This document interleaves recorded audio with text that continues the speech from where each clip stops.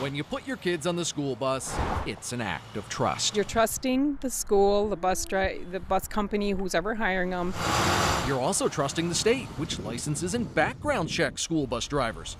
But a KARE 11 investigation discovered that may be a misplaced trust. That makes me very nervous. 52-year-old Glenn David Johnson was, until last week, a school bus driver, transporting kids to and from Blaine High, Roosevelt Middle, and Jefferson Elementary. He was arrested, accused of touching teen girls.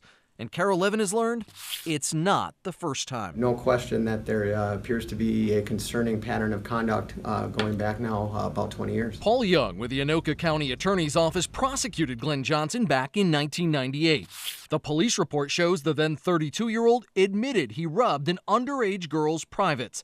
But Young says because of complicated circumstances with the victim, a conviction was no sure thing. This was a very difficult case. So a plea deal was reached. Johnson pled guilty and received a stay of adjudication, which means he was sentenced to probation for 2 years. But after that, there would be no conviction on his record. We didn't reach the perfect result, but the risk of an acquittal or the need to have to outright dismissal was very real. That stay of adjudication Johnson received is not technically a conviction. Minnesota law only disqualifies bus drivers who have convictions. So a man who admitted to sexually assaulting a young girl is legally allowed to drive them to school. If they admitted they're guilty, that should be a law, that they can't be anywhere near a child.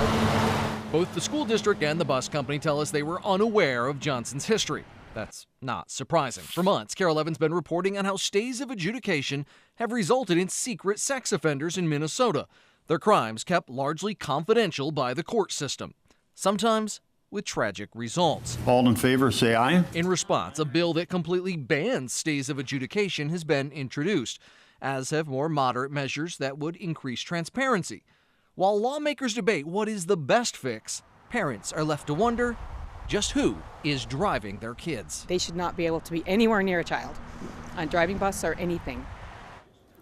Glenn Johnson has not been convicted of his latest charges, and the sexual assault he's currently accused of did not happen in connection with his job as a bus driver. Julie.